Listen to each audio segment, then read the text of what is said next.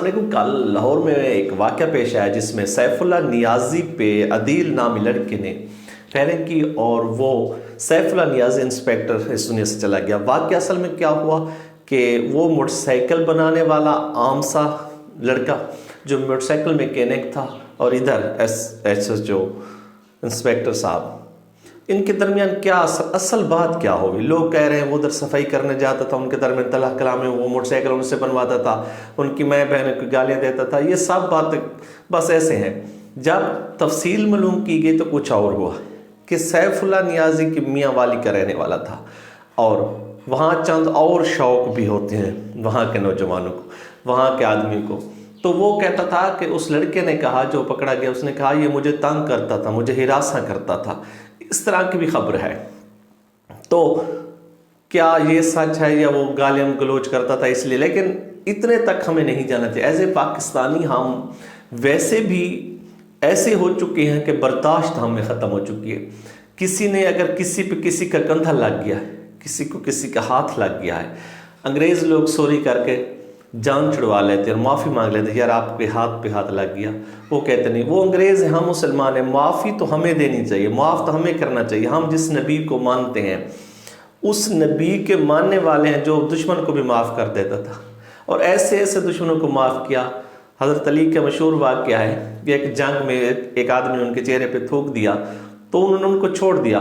لوگوں نے کہا آپ اس پر غلبہ آپ پا چکے. تم نے کہا اب اس کے ساتھ میرا ذاتی دشمنی ہو رہی تھی، ذاتی طور پر نفرت ہوتی، ہم تو صرف اللہ کے دشمنوں کو مارنے آئے ہیں. ذاتیات تو ہم نے ان کو معاف کر دیا. حضرت علی نے اپنے قاتل جس نے اس پر حملہ کیا اس کو بھی معاف کر دیا. معاف کیا کہ بیٹوں سے کہا اس کو اتنا ہی مارا جائے جس طرح اس نے مجھے ضرب لگی، اس سے زیادہ اس کو تنگ نہ کیا جائے. یار ہم تو وہ انسان ہیں جو ایک اللہ کو، ایک نبی کو، ایک قرآن کو ماننے والے ہیں، لیکن برداشت کی کمی اور ہمارے کردار ہمیں لے ڈوبتے ہیں. ایک میں قول پڑھ رہا تھا امام جعفر صادق علیہ السلام کا، تو وہ کہہ رہے تھے کہ آپ کو نا اگر تھوڑی سی چوٹ بھی آتی ہے نا، اس کی وجہ بھی آپ کے اعمال ہے. مطلب ہمیں ایسے کام نہیں کرنے چاہیے جن کا انجام برا ہو. دوسری طرف کچھ برداشت ہونی چاہیے.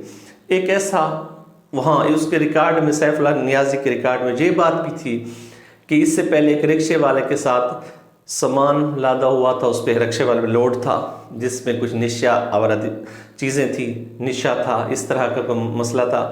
تو جب ان سیف اللہ صاحب پہنچے تو وہاں جو ملزم سے وہ فرار ہو گیا، رکشے والا پکڑا گیا، اس نے ساری چیزیں اس پہ ڈال دی.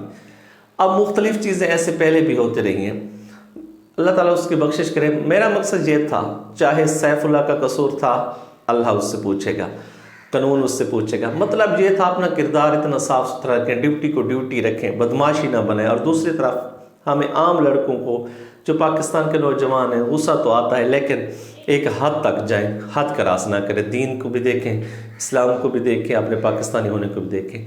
اصل واقعہ کیا تھا یہ تو اللہ جانتا ہے. آپ کے ساتھ ویڈیو شیئر کی، آپ کو کیسے لگی اجازت دیجیے گا، دعاؤں میں یاد رکھیے گا. اللہ